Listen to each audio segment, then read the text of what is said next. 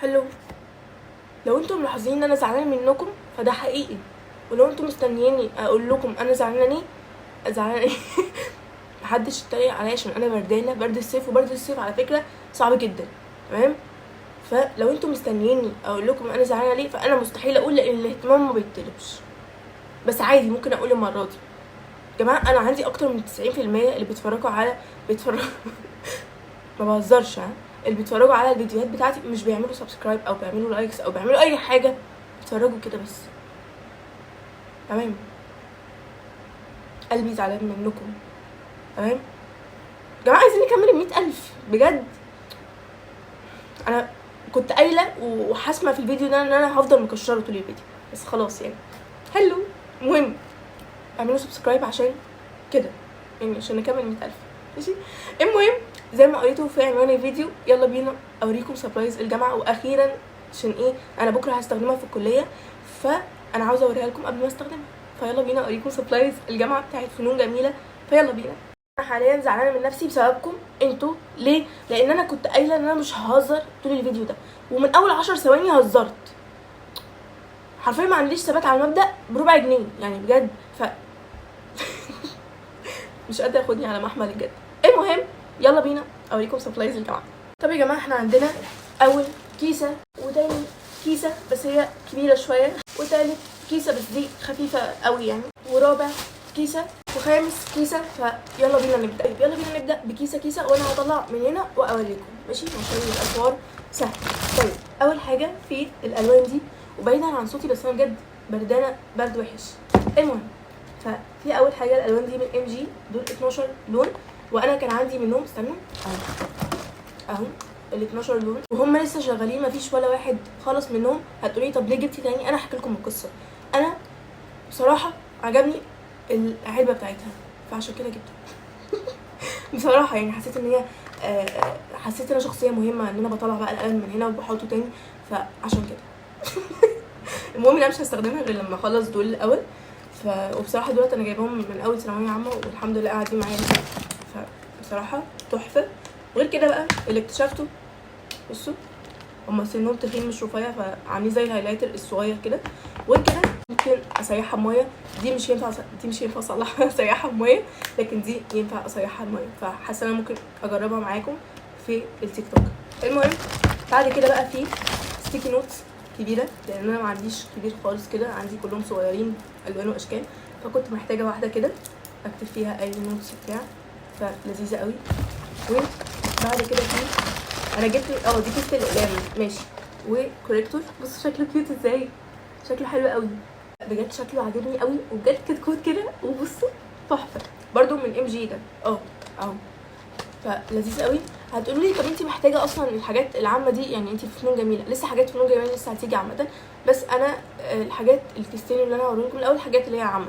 طب انا ليه جايبه حاجات عامه؟ لان انا اصلا عندي المواد النظري في الكليه اكتر من المواد العملي. انا اكتشفت كده، انا عندي تاريخ وعندي انجليش وعندي كمبيوتر وعندي تواصل وعندي ايه تاني، عندي كذا ماده تانية، فعندي نظري كتير. الجلو ده مش عارفه، حسيت ان انا هحتاجه فجبته، هو كده كبير فلذيذ قوي، تمام؟ وبعد كده في جبت وايبس، جبت 3 وايبس اكيد هينفعوا، تمام؟ والاقلام بقى نبدا فيها، لان انا جايبه تشكيله اقلام. بصوا ده اول واحد حبر، انا بحب الاقلام الحبر قوي، تمام؟ ده اول واحد، ده كده شكله بجد حلو قوي. بصوا سنه رفيع، انا بحبهم قوي يكون سنهم رفيع كده، تمام؟ وده قلم تاني كنت مجرباه قبل كده ولذيذ قوي، سنه رفيع برضو. وده قلم جل من ام جي برضو، لونه بينك، النوع ده حلو قوي يعني برضو، مش اول مره اجربه. وده قلم خط عربي اسود، وقلم خط عربي ازرق، تمام؟ وقلم جل ازرق تاني، النوع ده برضو كويس قوي، بس ده مش رفيع، تمام؟ وقلم ازرق عادي، النوع ده اكتر نوع انا بحبه. وهتقولي ازاي مش بتحبي روتو؟ بحب روتو والله، بس ده بحبه اكتر يعني، تمام؟ ونفس اللون البينك، جبت اللون اللي هو اللبني ده، وجبت منه اخضر كمان. ونفس قلم جل الازرق جبت منه الاسود برضو، تمام؟ وجبت هايلايتر لونه موف. بصوا شكله حلو ازاي، حلو قوي بجد كده. والناحيه التانية بقى كده رفيع كانه في الماستر، فبصراحه عجبني الحوار ده. بصوا بقى التحفه دي، شكله كيوت قوي، ازرق عادي اهو. اشك انه ممكن يكون خطه حلو، بس بصراحه شكله يفوز يعني. انا مش هكتب بيه اصلا عشان بجد محتاجه احنطه لان هو بجد شكله حلو قوي. طيب بعد كده جبت القلم ده فيه اللي هو كل الالوان ده كده شكله الحمد لله. يعني اظن مش محتاجه ابين اكتر من كده ان انا بردانه. المهم القلم اللي هو فيه كل الالوان ده اللي هو كده بيتعمل كده. في بقى بيطلع منين بقى، بعمل ايه مش عارفه كده تمام. في كل الالوان فلذيذ قوي. وجبت جلو كمان، جلو ستيك، النوع ده حلو قوي فجبته يعني.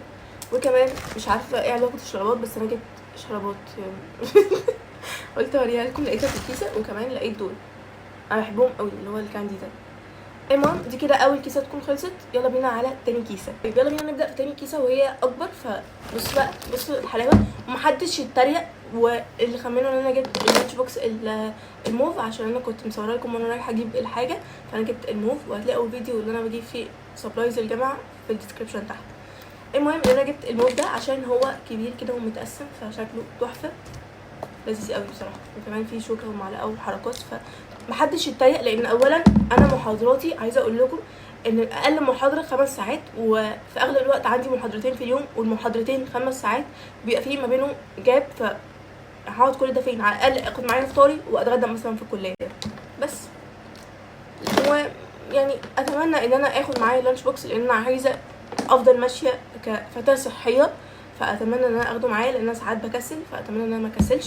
ده كده اول حاجه. طيب احطه على جنب معلش. بعد كده جبت الفايلز دي عشان بجد هي حلوه قوي، مش عارفه احط فيها ايه بس انا حاسه ان هم هينفعوا. جبت الاصفر والازرق ده كده شكلهم، وهتلاقوهم متنيين لان انا جايباهم اصلا من قبل ما اعزل، وهم الكيسه دي عزلت معانا فعشان كده اتمرمطوا شويه.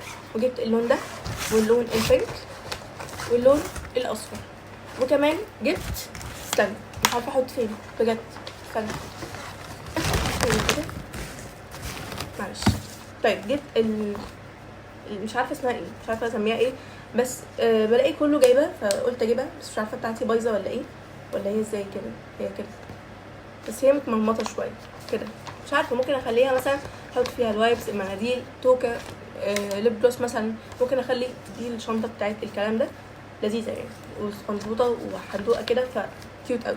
طيب بعد كده في الكحول ده، وانا ما استخدمتوش خالص، هو تقريبا طار، فانا والله ما استخدمتوش بجد. بس هي ممكن عشان الكيسه اترجت او كده فممكن اتبخر منه شويه، فواضح ان هو نوع مش حلو، ولا هو عشان حلو عشان كده بيتبخر، معرفش صراحه، بس هو اتبخر منه شويه. المهم ايه، ان انا كنت جايبه البوتل دي عشان تكون نفس لون اللانش بوكس، وغير كده هما نفس الشركه، ف يعني اكنه طقم، فاهماني. بس هي عشان زي ما قلت لكم هي عزلت معايا، فهي بقت الله يرحمها يعني خلاص. فانا كده كده جبت واحده تانية بس للاسف مش نفس اللون، وحاولت بقدر الامكان ان انا افردها بس هي ما بتتفردش خالص خالص خالص خالص. فيعني تمام نخليها للبيت. بصوا، والنوت بوك دي انا يعني دي كانت عندي اصلا، ماما كانت جايبها لي في عيد ميلادي، بس انا كنت شايلها للكليه لان انا عندي نوت بوكس كتير قوي، وانا من الناس اللي بجد عندي هوس النوت بوكس، حرفيا عندي كتير قوي وما بكتبش فيهم عشان احتفظ فيهم، فده دايما مرض بجد. عشان كده ماما كانت جايبه لي واحده في عيد ميلادي برضو لذيذه قوي، ففكر بقى بجد افتحها للكليه، تحفه. ودي كده تاني كيسه خلصت. يلا بينا ندخل على الكيسه اللي بعدها. يلا بينا نخش على الكيسه اللي بعدها. كنت لسه بقول لكم على البوتل انها اتدمرت، فروحت تاني وجبت البوتل السودا دي. ما كانتش ده، لا سليم اهي. للاسف ما لقيتش نفس اللون، ولقيت حرفيا كانوا اخر 2، ف يعني خدتها على طول. لونها اسود وبصراحه شكلها شيك قوي، تحفه. تمام جبت كمان بصوا تقريبا اسمها شابلونه، تمام. محدش يتريق على الاسم لان هما طلبوا مننا الحاجات دي في الكليه كده، احنا بدانا ندخل في طلبات فنون جميله، تمام. دي شابلونه حروف وارقام، هما طالبين مننا الكلام ده فهنفهم ليه كده ده شكلها. وكمان طلبوا مثلثين اليوم سن مشطوف اسمهم كده، بجد محدش يتريق لان بجد مش فاهمه، واحنا كلنا مش فاهمين اصلا. هما طلبوا مننا طلبات وقالوا لنا هنفهم بعد كده، اللي هو المفروض بكره يعني او في الاسبوع ده. دي كيربات ده كده شكلها عامه طلبات فنون جميله ما بتخلص، وده كده طلبات مثلا اول شهر فاهماني، لكن طلبات فنون جميله ما بتخلص يعني اهو. وكمان طلبوا شابلونه بيضاوي، ده كده شكلها، وشابلونه دواير. والله العظيم انا حاسه مش عارفه مش عارفه اشرح لكم يعني. ومثلثين مش عارفه ايه الفرق ما بينهم، بس هو كان مكتوب في طلبات في فرق ما بينهم بس انا نسيت اسمه يعني. فده مثلثين برضو ليهم دوت بارقام من الناحيتين تمام. وكمان دي فرشه للوح، ودي انا عارفه بتعمل ايه، هي شبه المكنسه شويه بس هي مش مكنسه، هي عشان اللوحه مكان المسح بتاع الجمع، فلما مسحنا بايدينا هنسيح الرصاص، فدي ما نسيحش على اللوحه، لان احنا هناخد تقييم على حفاظا على اللوحه وعلى هي نظيفه قد ايه وكده، فمحتاجين فرشه. كمان جبت تيب للوحه عشان ما يقطعش اللوحه، ده مخصص للورق يعني. وكمان جبت جومه فحم تمام. وكمان جبت البرجل ده، بس مش طلع هو ده اللي طالبينه، ما عايزين البرجل الكبير، بس انا اصلا ما لقيتش غير ده تمام. ف يعني هحتاجه بقى في البيت، مش عارفه هحتاجه في ايه، بس محتاجه اروح اجيب واحد تاني. وكمان بقى اشتريت، بصوا دي جومه اسمها جومه ايه، سيكرو اسمها كده اهي تمام. دي نوع ستيدلر، ده كده شكلها تمام. بصوا استنى فين بقى القلم التاني، في هنا ماشي، هبقى اوريكم الاقلام بعدين. استنى جبت ده فحم نباتي اسمه كده تقريبا يعني، المفروض انا اللي بقوله بجد ما اعرفش، بس هو اسمه، هما طلبوا مننا الفحم ده تمام اهو، اللي هو من غير قلم تمام. وكمان جبت دي عشان قلت للمكتب وكده، وجبت واحده تانية بس انا حاطه عليها الحاجه، استنى هوريها لكم. بصوا هي دي التانية ودي اكبر، بدات كده ارص فيها شويه حاجات، وجبت منها بقى واحده تانية لما رحت تاني. انا رحت على مرتين عشان كده يعني تمام. جبت واحده ثانيه كده عشان يبقوا جنب بعض شكلهم كيوت قوي، بصراحه عجبني ان هو لونهم اسود فشكلهم لذيذ قوي. بعد كده لعبه فيبر كاسل، وهم اصلا طالبين مننا العلبه ال 12 قلم، بس انا كنت جايبه العلبه من فتره قليله جدا يعني حوالي مثلا 3 شهور، فالعلبه لسه بحالها حرفيا. فجبت الدرجات اللي ناقصاني اللي هم ال 4 بي وال 6 بي وال 8 بي، لان دول اكتر درجات انا بستخدمهم، فجبت منهم تمام. وطلبوا مننا قلم روترينج 0.5 اهو تمام. وطلبوا بقى سنون اتش و اتش بي و 2 اتش، بس انا اتلخبطت، انا جبت 2 بي اهو والاتش بي، وجبت بقى المفروض ده كان هيبقى اتش بس جبته اتش بي برضو، فمش عارفه اعمل فيه ايه، بس كده كده مش هيخسر يعني تمام. ودي كده تكون الكيسه اللي بعد كده، يلا بينا نخش على الكيسه اللي بعد كده برضو طيب يلا بينا نخش على الكيسه اللي بعد كده يعني اسمها كده المهم طيب بصوا جبت برضو من البوتل دي واحده تانية بشكل تاني لاخويا، عشان قلت اكيد هتنفعه يعني، وبصراحه حسيتها كيوت قوي فاخدت اخر 2 كانوا موجودين شكلها لذيذ قوي تمام. وجبت سكتش صغير دوت A5 وينفع يترسم عليه بالاويل بينتنج، ده كده شكله. انا حاسه ان مخارج الحروف مش ظاهره بس يعني عدوها تمام، عشان مثلا لو حبيت اعمل سكتش صغير فيبقى لذيذ. ودوت كام صفحه 15 فتحفه، وانا ما جربتش النوع ده قبل كده فاتمنى يطلع حلو تمام. وكمان جبت ايه بقى السبراي ده عشان اثبت بيه اللوح، والنوع ده انا جربته قبل كده فجبته تاني بصراحه تحفه تمام. في نوع ابيض بس ده احلى يعني، لو لقيته ده هاتوه ماشي، ده لذيذ قوي. وكمان حبر شيني اسمه كده، مش عارفين لسه هنستخدموه في ايه، بس هما طالبينه من روترينج برضو، ده كده شكله تمام. وكمان جبت ده المنظم ده عشان احط مثلا ستيكي نوتس اقلام كده يعني، مش عارفه لسه هستخدمه في ايه، بس حسيته شكله كيوت كده وهياخد كذا حاجه فعشان كده جبته تمام. لان انا المكتب عندي لسه محتاج اظبطه اكتر، وليه لو عاوزين فيديو وانا بظبط معاكم المكتب ممكن اعمل فيديو كده، مش عارفه ممكن اعمل في لسه اقلام تانية بقى عشان اوريها لكم، بس استنى عمال يقع. المهم شوفوا عمال تقع يعني. طلبوا مننا كل درجات اليونيبن الفردي او الزوجي، فانا جبت الزوجي تقريبا كله اعتقد، لا او الرقم فردي اصلا، رقم 1 0.1 لا ده 1 لا ده رقم 10 اصلا اهو 10 تمام. وده رقم 8 يعني جبت الدرجات المتوفره من الزوجي، وده رقم 2 وما لقيتش من يونيبن رقم 0 فجبت النوع ده اسمه ميكرو، ده كده شكله 0 تمام. وده رقم 6 وده رقم 4. يبقى انا جبت كده 0 1 2 4 6 8 كده جبت كل الدرجات و10. تمام. ده قلم فحم ابيض عشان لو حبينا نعمل اضاءه وكده، بالفيبر كاسل برضو. ودوت قلم بيقولوا بيمسح الجاف، هما بيقولوا كده، انا مش عارفه والله، بس ده قلم اسمه قلم مسح جاف من ستيدلر. ده كده شكله. ودي كده تكون الكيسه اللي بعد كده، وفي وايبس تاني صغنون كده كيوت قوي، ومش عارفه ازاي بريحه الكوكيز، بس يعني هنشوف. اهو ده كده شكله لذيذ قوي. دوت كده تكون الكيسه اللي بعد كده. يلا بينا نخش على الكيسه اللي بعد كده. طيب اخر كيسه يعتبر، بس لسه فاضل 3 حاجات كبار هوريه لكم في الاخر.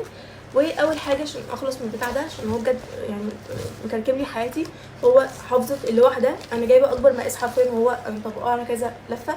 هما 3، انا جبت 3، هما مش كاتبين عدد معين، فانا مش عارفه اجيب كام واحده، فجبت 3. ومش عارفه هو الواحده بتكون اللوحه الواحده ولا الواحده بتكون لكذا لوحه، فانا جبت 3 وقلت لو احتجت تاني كده كده محتاجه انزل اجيب شويه حاجات تانية، فبكره لما اروح الكليه لو طلبوا تاني هجيب تاني. وكده كده انا محتاجه اصلا البتاع اللي بتقطع التيب، عشان طبعا ما ينفعش اقطع التيب ببقي عشان هيقلل من مفعول اللزق، هم قالوا كده. المهم، وكمان محتاجه اجيب برجل، وكمان محتاجه اجيب حاجه تانية مش فاكره. تمام. بعد كده سوري جبت رشاش دوكو ابيض. في حتت في المكتب عندي مكان النقل وفي العزال وكده، فقشر شويه، فجبت دوكو ابيض رشاش، وده مش اول مره اجربه، فقلت ان شاء الله هو ده اللي هينجدني. مش عارفه اذا كان نفس الدرجه بتاعه المكتب ولا لا، بس يعني يقضي الغرض مؤقتا. وجبت مقص، ده كده شكله كيوت قوي. تمام. وجبت كمان من المنشيه بقى المقلمه دي، كان جنب كمال سعد قوي، جنب كمال سعد قوي يعني. هي كان جنب كمال سعد حد بيبيع المقالم دي، فشكلها لذيذ يعني، فقلت يعني احط فيها اقلام لذيذه. تمام. وكمان جبت المنظم ده، يعني احط فيه مثلا رواياتي على المكتب، عشان زي ما قلت لكم انا محتاجه كذا حاجه انظم فيها على المكتب، فجبت دوت احط عليه الروايات بتاعتي مثلا او السكتشات، مش عارفه. تمام. لذيذ. وعشان بس استنوا اعرف يا رب بس اوريلكم، جبت سكتشين كانسون. هم اصلا محتاجين 20 ورقه كانسون ناعم، بس ما لقيتش خالص في كمال سعد ولا لقيت في المنشيه خالص، فهجيبهم من وش الكليه بكره ان شاء الله. 20 ورقه كانسون ورق ابيض ناعم. وكمان طالبين سكتشين كانسون 35 في 50، جبت 2. ده كده شكله. وتاني واحد اهو. تمام. ودي كده تكون الكيسه اللي بعد كده. لا، في حاجه تانية جبتها برده من المنشيه، هو منظم مش عارف ملوش علاقه بسبلايز الجامعه، بس يعني بما ان انا لسه معزله وكده فبالمره بقى اوريكم. جبت منظم الاكسسوارز ده، انا اوريدي رتبت فيه الحاجه، فلما ابقى ان شاء الله بقى اعمل لكم جوله في الاوضه، لان الاوضه لسه ما خلصتش، ابقى اصور لكم المنظم ده. يلا نكمل. خلاص اخر 3 حاجات، واولهم المسطره حرف سي. ده كده شكلها، بس هي 80 سم كده. تمام. يعني عملاقه شويه، بس هي ليها مكان في الشنطه. انا حرقت كده اللي بعده، جبت شنطه اوريها لكم دلوقتي. وده كده شكلها لذيذه. يعني هل انا ناويه اخش قسم ديكور بعد كده؟ هقول لكم مش عارفه بصراحه لسه، وفي قسم تاني في دماغي بس انا محتاره لسه. بس اعتقد يعني مش هتخسر، كده كده هحتاجها السنين الجايه اعتقد. يا جماعه بالنسبه للمسطره الحرف تي، انا هحتاجها السنه دي، لان انا اصلا السنه دي اعدادي بدرس كل حاجه، فانا كده كده هم طالبينها مننا في كل المواد اصلا. بس فانا بسال لو دخلت القسم اللي في دماغي هل هحتاجها، عشان كده بسال يعني. المهم الحاجه الاخيره بقى الشنطه والشاسيه. انا مش عارفه اوريكم خالص في كادر الكاميرا، هوريلكم بقى بالكاميرا التانية. يلا. طيب اخر حاجتين خلاص، في حاجه واحده هي الشنطه، وطبعا ده مكان بقى المسطره بتتحط هنا كده، وده كده شكلها. تمام. هي جواها بقى الشاسيه خشب، ده الظهر بتاعه، وده الوش اهو. استنى، وهنا كنت بجرب حجم الورق عليه عشان كنت عاوزه اكبر حجم شاسيه. المهم جربت هناك، بصوا ده كده شكله. تمام. خشب عادي مفيهوش حاجه، بس انا بصراحه دخلته بالعافيه وبقى في السوسته بالعافيه، فمش هطلعه. فيها حجم مساحه للمثلثات، مثلا ممكن هنا احط السنون او اي حاجه. وطبعا هاخد شنطه ثانيه بقى عشان اخد فيها الادوات الثانيه. ده كده شكلها، وحرفيا هي بتقطم الظهر، والشاسيه طالعه مش خفيف. بسم الله ما شاء الله كده. مش عارفه اقول ايه، انا اللي دخلت نفسي الكليه دي، فيعني تمام نعمل الاختيار الحمد لله. بس ده كده شكلها، وكده تكون خلصت الادوات. وبس كده اكون وريت لكم كل سبلايز فنون جميله اللي انا جبتها لغايه دلوقتي. وطبعا لما اجيب اي حاجات تانية ان شاء الله برضه هوريها لكم، وعاوزاكم تقولي في الكومنتس عاوزين ايه مني فيديوهات الفتره اللي جايه. وبجد انا بحبكم قوي. وبس ما تنسوش تعملوا بقى سبسكرايب، تمام؟ وتعملوا لايكس كتيره وتعملوا كومنتس كتيره برضه براحتكم. يعني بصوا انا مش هجبركم تعملوا حاجه، بس يعني اعملوا براحتكم. المهم وكمان اعملوا فولو على تيك توك عشان نوصل 2 مليون، واعملوا فولو على انستجرام. وبس كده، مفيش حاجه تانية صح؟ انا حاسه انا بقيت يوتيوبر قد الدنيا. بس كده بجد بحبكم قوي، وعاوزاكم تشجعوني كتير عشان انا كده صورت لكم كذا فيديو في اسبوعين بجد، يعني ما شاء الله ربنا يحميه. ف عاوزاكم تشجعوني كده، وبجد انا بحبكم قوي. شكرا جدا على كلامكم اللي زي السكر، انتوا جوه قلبي. والناس اللي عاملين سبسكرايب بجد برضو انتوا جوه قلبي، فانا بجد بحبكم قوي. بس كده، باي.